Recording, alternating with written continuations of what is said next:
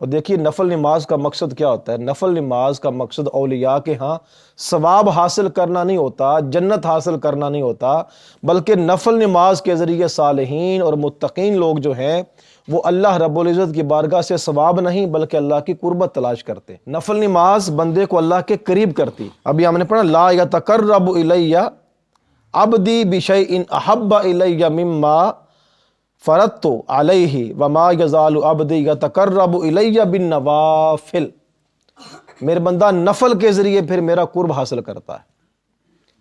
فرض نماز کے ذریعے جب فرض کو مکمل کر لیا تو اس کے بعد پھر نفلوں کا اہتمام کرتا ہے، اور نفل نماز پڑھتے پڑھتے اللہ پاک فرماتا ہے وہ میرے اتنا قریب آ جاتا ہے حتیٰ کہ میں اس سے محبت کرنے لگتا ہوں۔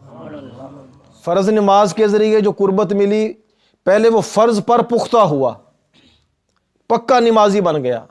جب پکا نمازی بنا تو پھر کیا ہوا؟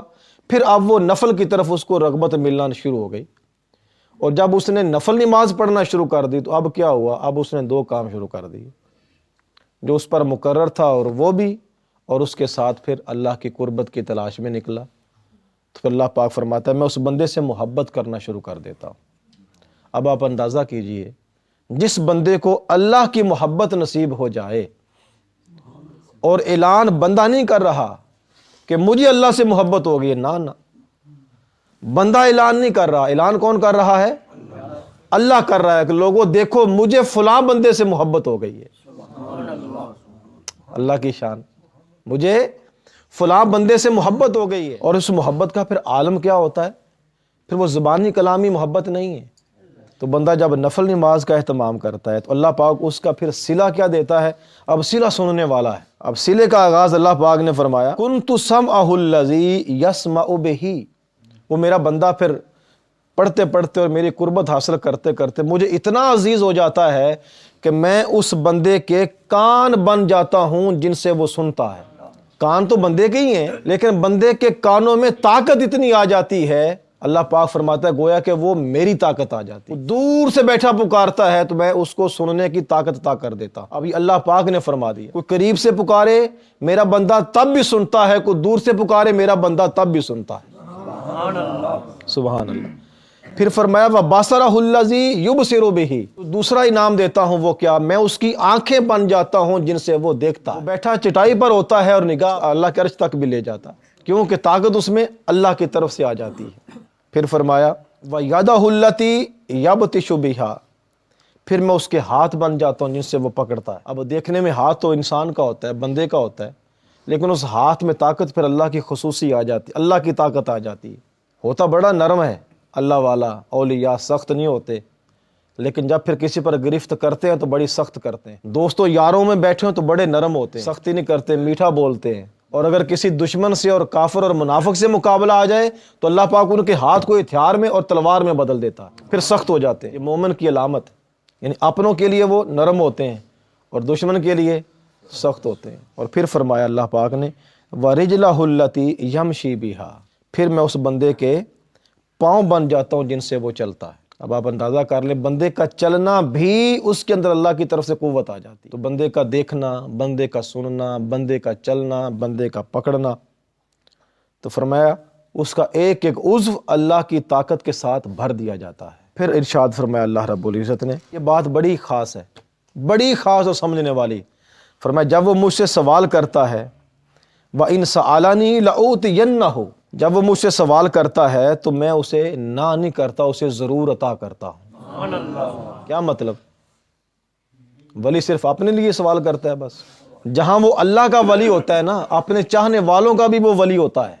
تو لوگ ولی کے پاس کیوں جاتے ہیں؟ اس لیے کہ یہ اللہ کے قریب ہے اور اللہ اس کے قریب ہے۔ ولی اللہ، اللہ کا دوست۔ اب یوں سم دنیا میں کسی کام کے لیے جانا ہو، ڈی سی او سے ملنا ہو، ڈی پی او سے ملنا ہو، تو کوئی سفارش سے جاتے ہیں نا، فلاں بندے کے پاس جائیں گے تو وہ جلدی مل جائے گا۔ تو ویسے اللہ تک پہنچنے کے لیے بھی اللہ پاک نے دنیا میں ایک نظام رکھا ہے کہ میرا فلاں علاقے میں ایک ولی رہتا ہے، جب اس کے پاس آؤ گے اور آ کر درخواست پیش کرو گے تو اس کی جب سفارش ہو جائے گی تو تمہاری بات کو جلدی سن لوں گا۔ بندہ خود مانگتا رہے کیا خبر، خدا دے نہ دے، سنے نہ سنے، سنتا تو سب کی ہے، دے نہ دے اس کی اپنی مرضی، دیر سے دے جلدی دے دے اس کی اپنی مرضی، لیکن یہ اس کا وعدہ ہے کہ میرا جو ولی مجھ سے جو مانگتا ہے اپنے لیے مانگے یا کسی کے لیے مانگے لَأُوتِيَنَّهُ میں اس کو ضرور عطا کرتا ہوں، نہ نہیں کرتا، اس کو خالی نہیں موڑتا ہے۔ دوست کو کوئی دوست خالی موڑتا ہے دنیا سے؟ بتائیے ذرا، دوست کو کتنا دعویٰ ہوتا ہے دوست پر، بھئی میں چلیا تیرے نال، پریشان نہ ہو، ٹینشن نہ لے، بے فکر ہو جا، میں جا رہا ہوں تمہارے ساتھ، ٹھیک ہے جناب چلو، جاتا ہے جاتے ہی کام ہو جاتا ہے۔ تو اللہ پاک کا یہ بھی ایک نظام ہے، فرمایا وہ دنیا کے دوست ہیں اور یہ اللہ کے دوست ہیں۔ تو دنیا کی دوستی میں ہو سکتا ہے کوئی 5 منٹ 60 منٹ 10 منٹ دیر ہو جائے، لیکن یاد رکھ لو اللہ کا ولی جب اللہ کے در پر آ کر مانگتا ہے، فرمایا ایک لمحے کی دیر نہیں کر، دے دیتا ہوں، لَأُوتِيَنَّهُ میں دے دیتا ہوں۔ تو یہ جو اولیاء کے پاس ہم جاتے ہیں اور ان سے جا کر سفارش کرتے ہیں یا ان کا وسیلہ دیتے ہیں اور ان کے ذریعے اللہ سے مانگتے ہیں کہ آپ دعا کر دیں، اللہ آپ کی سنتا ہے، ہائے اللہ آپ کی سنتا ہے، تو جب وہ دعا کے لیے ہاتھ اٹھا دیتے ہیں تو اللہ پاک نے کیا فرمایا، لَأُوتِيَنَّهُ، ابھی اس کے ہاتھ بعد میں نیچے جاتے ہیں لیکن میں اس کو عطا پہلے کر دیتا ہوں۔ سبحان اللہ، سبحان اللہ، یہ اس کی عطا کی بارش ہے، ہر عام کے لیے نہیں بلکہ اپنے ولیوں کے لیے، اور جو ان ولیوں سے جڑ جاتا ہے پھر اللہ پاک ان کی بھی سننا شروع کر دیتا ہے، لیکن سنتا پھر ولیوں کے وسیلے سے ہی ہے۔ سبحان اللہ۔ آگے فرمایا اللہ پاک نے والا ان استعاذنی لأعیذنہ، سبحان اللہ، اور پھر فرمایا اگر میرا ولی میری بارگاہ سے پناہ مانگتا ہے تو میں اسے پناہ بھی ضرور عطا کرتا، پناہ مانگے تو پناہ بھی دیتا ہوں۔ اب پناہ مانگنے کے لیے بھی تو کسی کا سہارا چاہیے ہوتا ہے یا نہیں چاہیے ہوتا؟ اللہ عذاب سے بچا لے، حضرت آپ دعا کر دیں، بڑا گناہ گار ہوں، اللہ بچا دے۔ تو جب ولی کسی کو دلواتا ہے تو وہ بھی اللہ کی بارگاہ سے، تو اللہ پاک کہتا ہے میں موڑتا نہیں ہوں۔ اور اگر کسی کے گناہ زیادہ ہیں، پریشانی ہے، پشیمان ہے اپنے کیے دھرے پر، تو وہ بھی اللہ کے ولی کے پاس جب آ جاتا ہے تو اللہ پاک فرماتا ہے میں اپنے ولی کی بارگاہ کو ہی اس بندے کے لیے پناہ گاہ بنا دیتا ہوں۔ جو میرے ولی کے ساتھ پہ جڑ کے بیٹھ جاتا ہے وہ اللہ کی پناہ میں آ جاتا ہے۔ پھر فرمایا میں نے جو کام کرنا ہوتا ہے اس میں کبھی بھی اس طرح متردد نہیں ہوتا جیسے بندہ مومن کی جان لینے میں ہوتا ہوں۔ اللہ پاک فرماتا ہے میں جو کام بھی کرتا ہوں مجھے کوئی رکاوٹ نہیں ہے، کوئی پریشانی، جب چاہوں کر دوں، لیکن ایک وقت ایسا ضرور آتا ہے جب میں کسی بندہ مومن کی جان لینے لگتا ہوں یا اپنے ولی کی جان لینے لگتا ہوں تو میں اپنی مرضی نہیں کرتا، پہلے دیکھتا ہوں کہ میرے ولی کو موت پسند ہے یا نہیں۔ ہائے ہائے، اسے موت پسند نہیں اور مجھے اس کی تکلیف پسند نہیں۔ اگر وہ موت پسند، مرنا پسند نہیں کرتا تو اللہ کہتا ہے میں موت کو ٹال دیتا ہوں، اس کی مرضی پھر دیکھتا ہوں کہ وہ کیا چاہتا ہے۔ وہ پھر بھی مرنا پسند نہیں کرتا، میں اس کی موت کو پھر ٹال دیتا ہوں، مؤخر کر دیتا ہوں، اس کی مرضی پر کام چلتا ہے۔ اور پھر جب اس کا دل کرتا ہے کہ اب وہ میرے پاس آنا چاہتا ہے تو پھر میں اس پر موت طاری کر دیتا ہوں۔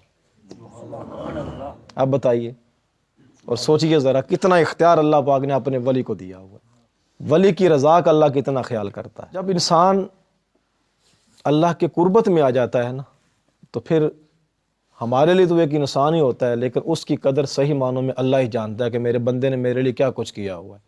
اب یہ جتنا مقام یہاں پر بیان ہوا ہے، اللہ پاک ولی کو جتنی طاقت دیتا ہے، مقام دیتا ہے، اس کے پیچھے ایک ہی چیز ہے اور وہ نفل نماز کی باقاعدگی۔ نفل نماز کی ادائیگی اور باقاعدگی اس بندے کو اللہ کی بارگاہ میں اتنا اعلیٰ مقام اور درجہ عطا فرما دیتی ہے۔